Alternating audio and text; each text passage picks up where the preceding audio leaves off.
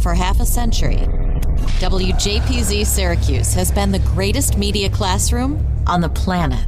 We've trained students from the 1970s to the 2020s on how to run a professional radio station. But the lessons learned and relationships formed go far beyond studios and transmitters. Taking a look back through the eyes of those who experienced it. This is WJPZ at 50. Welcome to WJPZ at 50. I am John Jagay. Only in the group that is WJPZ could I be talking to Old Navy's Director of Media Strategy and Investment, and in the same sentence refer to her as Goofy Betty. From the class of 93, Bette Kestin, welcome to the podcast. That's me. In fact, maybe I should just change my LinkedIn to say Goofy Betty. Yeah. Before we get to the nickname and the radio station and the morning show and all that fun stuff, how did you first find out about Syracuse and then the radio station? I, of course, knew about Syracuse because I was interested in communications and whatnot.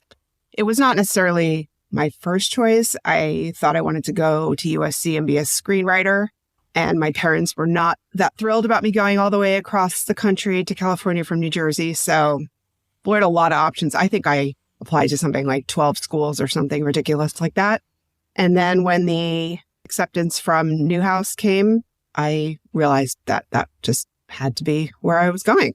Ironic that your folks didn't want you going out to California at 17, 18, and there you are now. I mean, I pretty much always get my way, John. That's just how it is. I understand. All right. And by the way, since you can't see Betty, she is wearing an awesome 315 hat that's blue with orange lettering on it. So I should point that out, or orange numbering, I should say.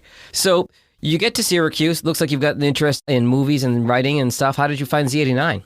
So unlike most of the other people you've spoken to, I did not find Z89 until my junior year. Okay. I was in Brewster Boland freshman year with a very social group.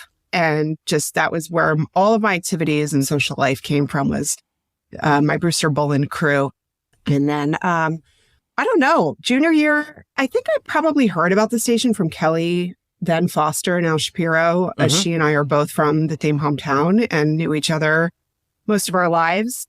I think she was the one who first suggested to me I come to the station. So I went to the recruitment fair junior year. And it's funny now as I was thinking about everything in preparation for this, it's kind of crazy to me that JPZ was only part of my college career for 50% of the time, because I think I only have two friends from college who are not from the station. And just once I found the station, I feel like I probably spent 24 hours of my day there other than class time. So I think I made the most out of my time, considering I was only there 2 years. Speaking to several other 90s alums, they do remember you for being at the station 24/7 when you were not in class. So that is absolutely true, based on confirmation from other sources. Not only during the school year, I spent my 2 summers there. I stayed. Did you? Okay. I was there spring break of 93 when the blizzard happened and everything shut down, and wound up 3 or 4 of us were on campus to run the station 24 hours a day. It literally was from the day I stepped foot in the station. I just basically never left till I graduated.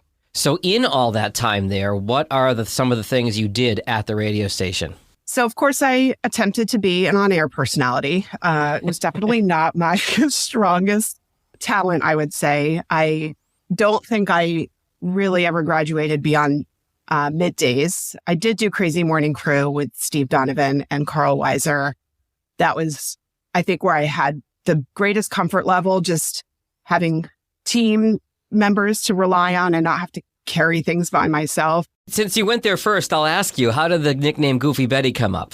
Just, we were doing our thing on air one day, and Carl was running the board, and he just turned around and he just said, "Betty, you are so damn goofy." And literally nobody ever called me anything other than that ever again. I still have friends, Tony Renda, Steve, Carl, who literally still only call me Goofy or GB. So GB, I like it. A Goofy Betty. I love it. Okay. Yeah. So you had that comfort level with other folks in the room with you, but aside from the on-air piece of it, you did a lot at the station too, I'd imagine. I did. So I realized when I got there, I was behind. Obviously, it was a junior.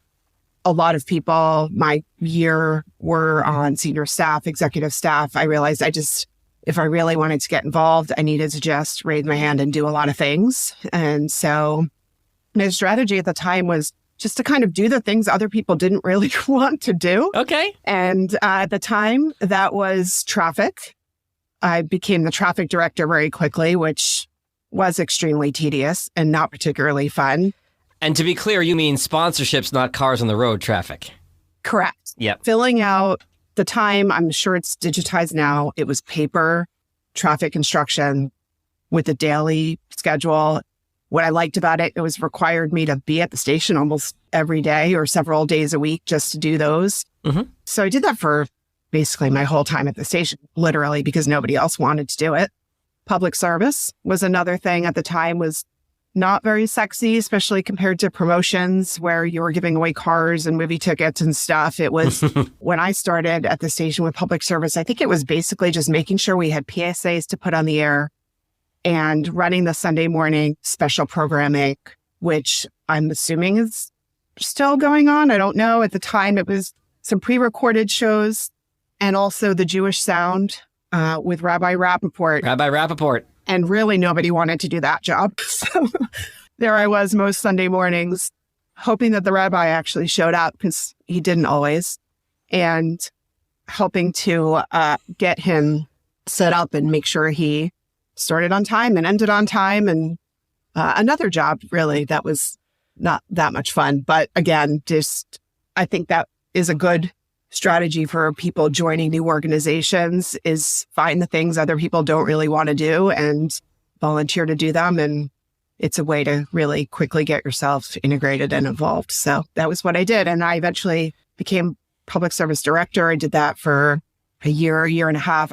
My memory is terrible, but I seem to have a recollection that whoever was public service director my junior year left mid-year, gave up the role or something. So I sort of stepped into that and then did that my senior year as well. It's understandable having had so many roles and making up for lost time, which you clearly did by doing all these things you might not remember every single detail a few years later. Plus I'm old. Let's just go there too. I would not say that. But public service was great. We actually created a lot of programs that hadn't been there before. And I think we did a lot of good and had a lot of fun. So that was a definite highlight, was the public service piece. Any significant station events come to mind that happened while you were there, that you were a part of, that you remember from your time, from your 2 years there at the station, in terms of the station or newsworthy or otherwise? The blizzard was a big one. And I actually had to go fact check a few things in preparation for this, again, because of my bad memory. But you're also a broadcasting pro by fact checking before you even hop on the podcast. Let's not let that slide. Okay. Of course. I don't want to give you any fake news, but I had this memory of, so basically the blizzard happened at the tail end of spring break my senior year. And don't even ask me why I stayed on campus during spring break of my senior year. It just kind of points to maybe how geeky I was. Dedicated. Or how little I had going on in life.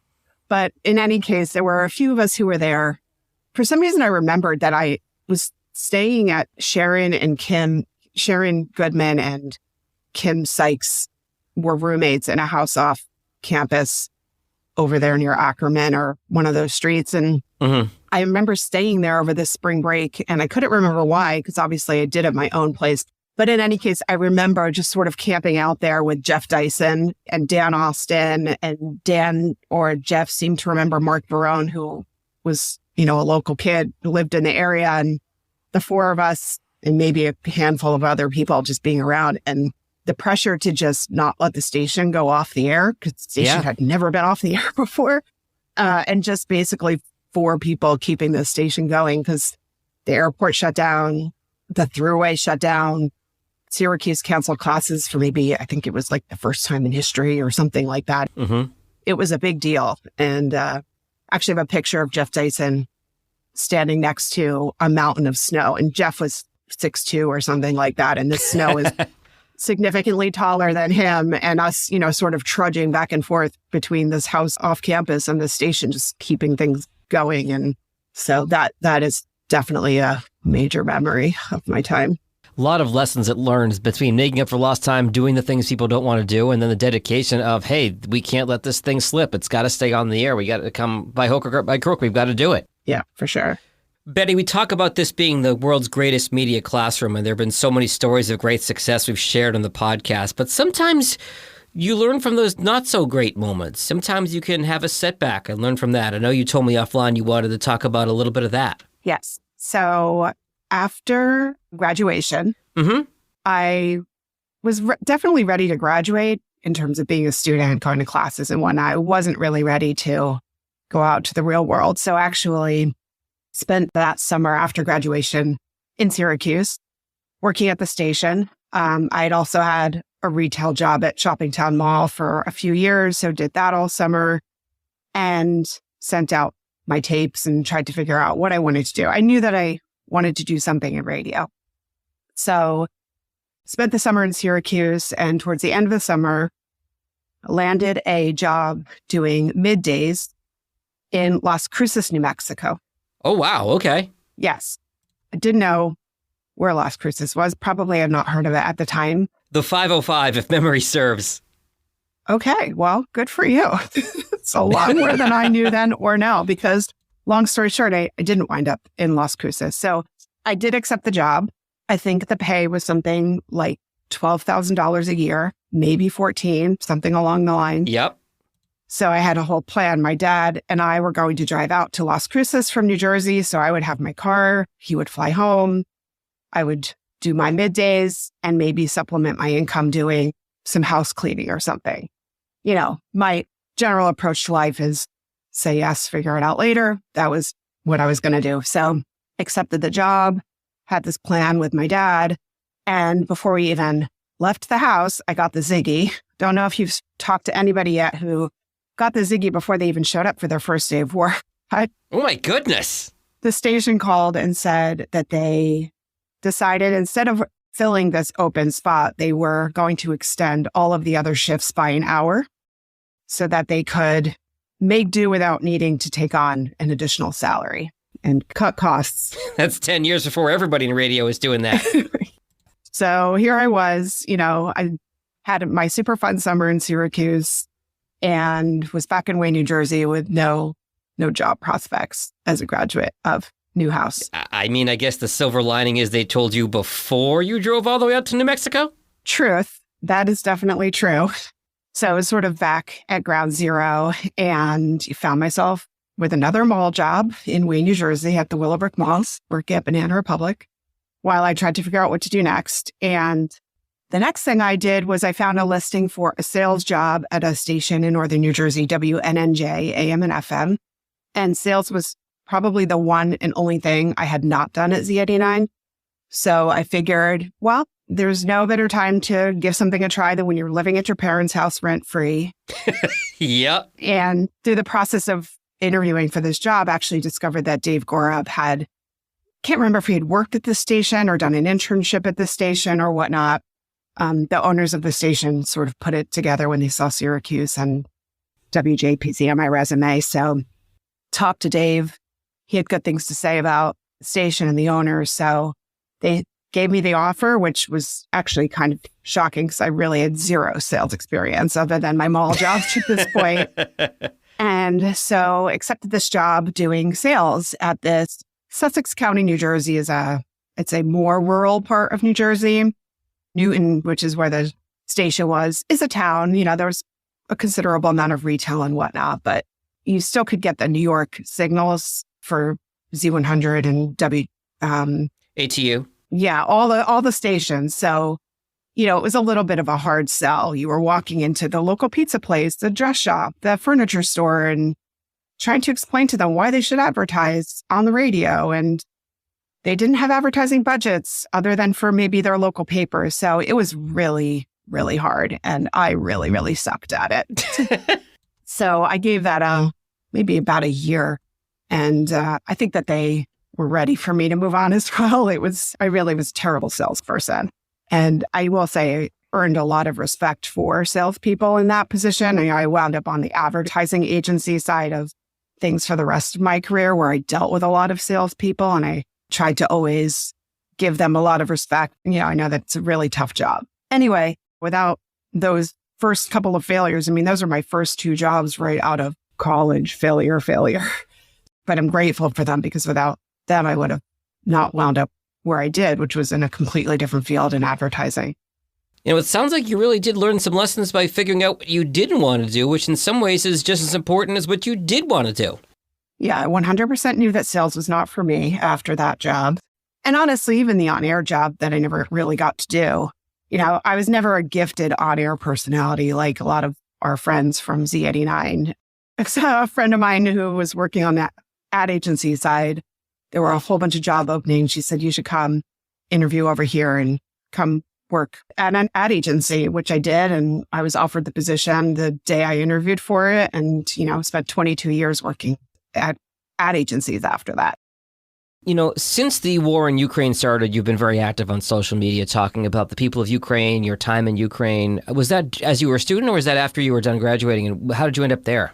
That was after I graduated. So I wound up in the ad agency business in New York. And shortly after I started there, my supervisor took a role in Moscow. Wow. And I was a kid, I was 23, 24 at this time. I didn't own a passport. I didn't even know things like that were possible, that you could just decide to go work in another country like that. And this was, just a few years after the Soviet Union had collapsed and Western companies were establishing themselves over there. Mm-hmm. So she went over to help sort of get this Moscow operation off the ground on behalf of Western clients. We had like Procter & Gamble and Mars and, big companies that were trying to create and establish brands out there. And so anyway, she and I stayed in touch. And then as our clients were establishing offices in other countries in that region, the agency sort of followed and created their own offices in these countries. So when they built the office in Ukraine, in Kiev, she called me up and asked me if I'd want to go out there and do that. And I had no idea where Ukraine was. I'm sure I had never heard of it before.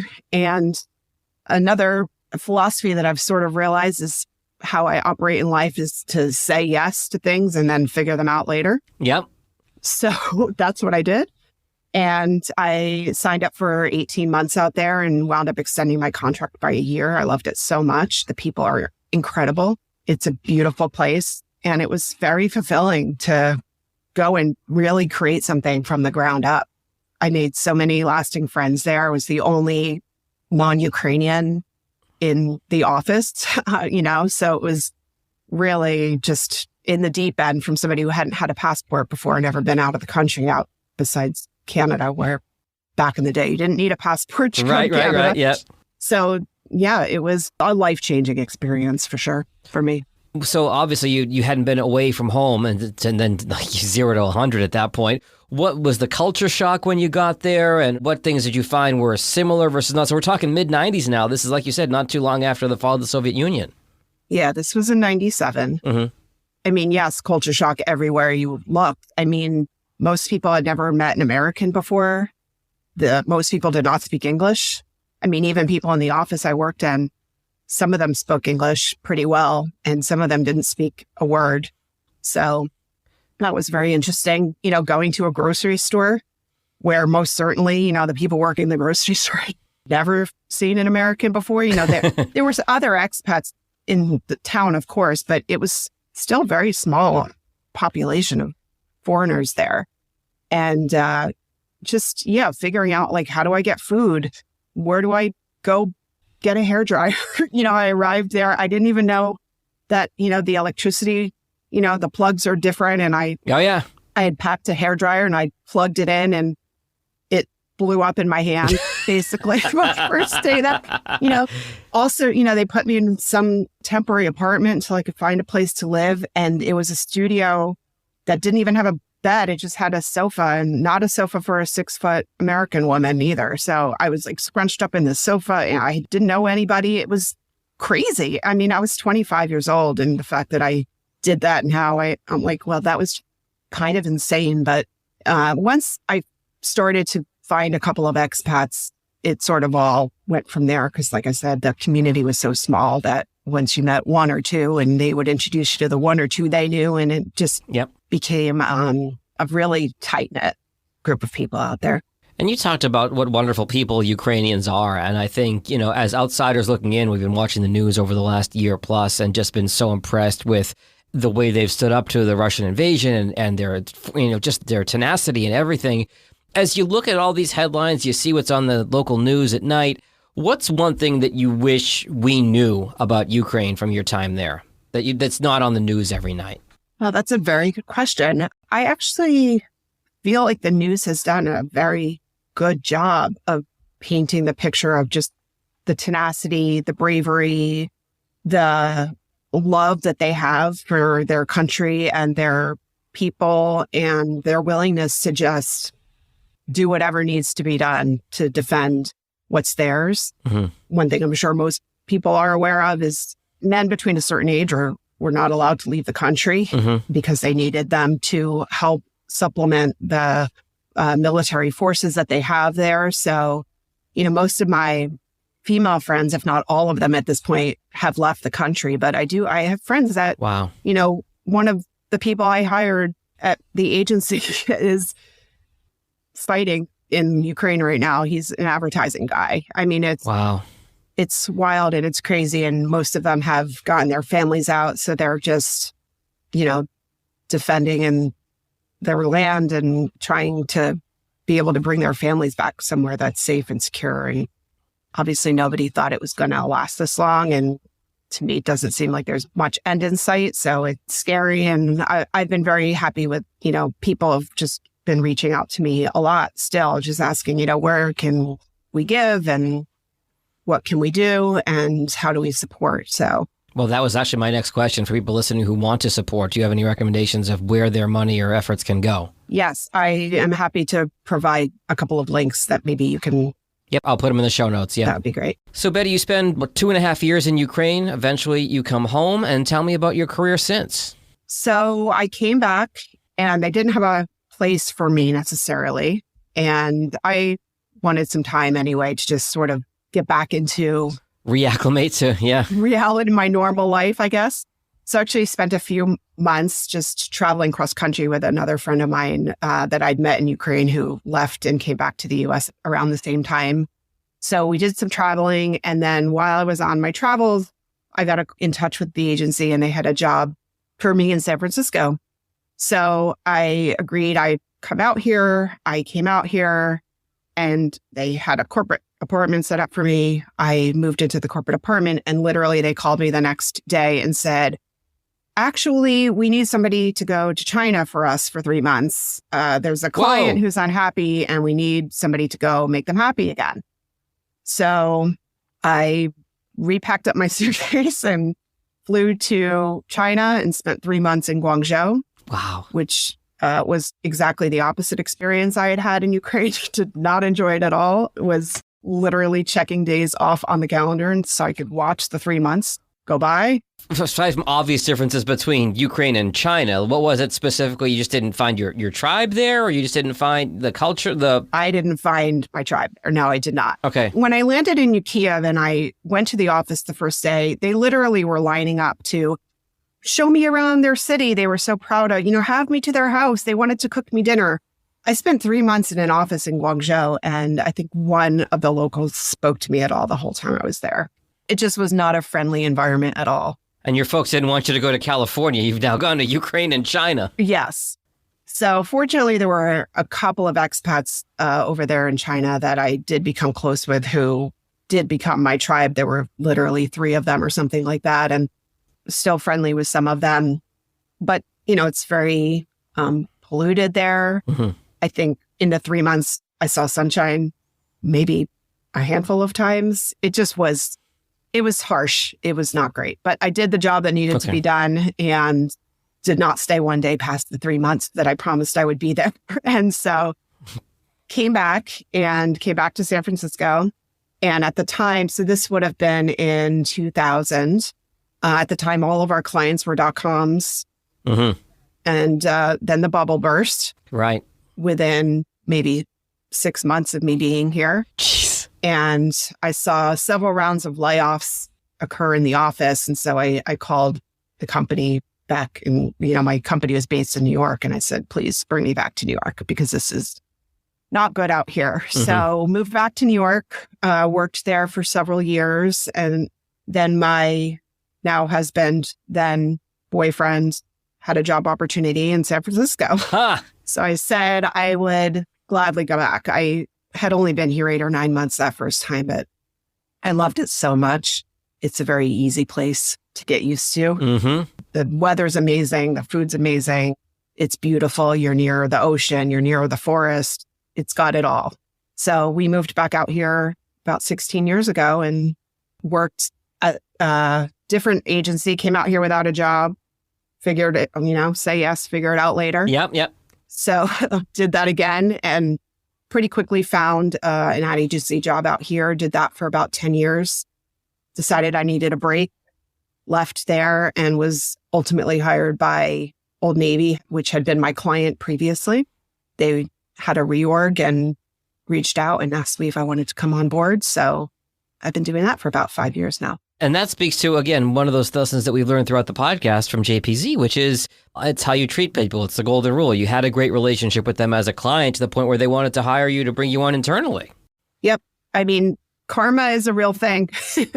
And I think relationships are incredibly important no matter what industry you wind up in, how you treat people, showing them respect, earning their respect. It pays out one way or another. So yeah, it's all worked out better than I could have possibly imagined when I first told my husband, sure, I'll move out there and we'll figure it out when I get there. Old Navy is owned by Gap, correct? Correct. And was that the case when you started working for them? Yeah, Gap actually created Old Navy. Okay. Have you had a couple different roles there since you've been there? I started actually doing a maternity fill-in for the person who is my boss, who was my client. She was going on a maternity leave. So I went over and did a fill-in for her for about 8 months or so, including overlap on either side. And then that ended and I was once again without a job, which was okay with me at the time. And then she decided to bring me back on full time a couple of months later. So same role, but in a couple of different capacities. Describe your role to me now, if you could. What are you responsible for? I know no 2 days are alike, but what are some of the things you're dealing with on the day-to-day? So I'm in charge of media strategy, which means, we have an advertising budget and determining what's the best way to spend that. Who should we be reaching? Where can we best reach them? Is that on television? Is that in radio? Is that in social media? What are the right partners? And then how do we bring that to life for them? When should we be talking to them? What should we be saying? All those kinds of things. So it's great. I touch all media channels. It's a constantly evolving industry. So I feel like I'm always learning something new, which is very good considering how many years I've been working. You would, at some point, I think in some industries, you maybe are just have to phone it in after a while, but especially with digital media and everything, it's evolved so much. When I first started working in the agency world, we were planning magazine advertising, which is really not a thing for most brands these days. And now it's, digital, and it had not had an email address before I started working. So it's just the amount things that have changed over the last couple of decades is really mind-boggling. You're absolutely a pro, and it obviously comes as sort of the sum of the parts and all the jobs you've done up until this point. And you're a pro because you're anticipating my next question. So, I've asked a lot of people on this podcast who work or have worked in radio, their perspective on where radio is compared to other media and the rise of digital and other media. Let me ask you the same question because you have a different perspective than somebody who's working in radio right now. What is your overall perspective of the media landscape and how much it's changed with radio changing so much in television and the online digital world taking off like a rocket ship? I still think there's a role for everything. Everything has its sort of niche, I would say. Maybe not everything. Again, we're not spending any money in magazines these days, but I do think, everything has a role. And I try to always think about it through the lens of an average person that we're reaching, somebody who isn't in any of these industries and any of these businesses. And we use radio on a consistent basis to tell people what's on deal this weekend in the store. And we measure everything to death. And we know for a fact that radio drives people to stores and does that very cost efficiently for us. So it's consistently a part of our mix, but I wouldn't use it for other things. Everything sort of has its expertise or, what it can deliver for a brand. Like different pieces of a jigsaw puzzle and the way they all fit together is what you're saying. Exactly, yeah. So from the Old Navy brand perspective, and I can never say the word, athleisure wear, how do you say it? Well, are you referring to Athleta, which is our sister company, or athleisure, which is a category of what I'm wearing right now? The category. I was going to ask you how COVID has affected this and how people so much work from home now and how some people are still working from home. My wife, for example, still works from home. I still work from home. And now for me, putting on a pair of jeans is dressing up sometimes. It is. As opposed to 3 or 4 years ago. How has that affected your world? A lot. I mean, the first year of COVID, 2020, all anybody wanted was leggings and sweatshirts, and our business was incredible. I mean, I'm still also working from home a lot of the time until next week when we're going back to the office, and I will have to get dressed and put on makeup and do my hair every day, which is just, it's frightening actually. But I could never do my hair ever again and go back to the office. We're recording this April 13th as a timestamp, just so our listeners are aware. That's when you're headed back to the office. But I cut you off. Go ahead. But when I'm home, I'm sitting here in joggers and sweatshirts and hoodies every single day.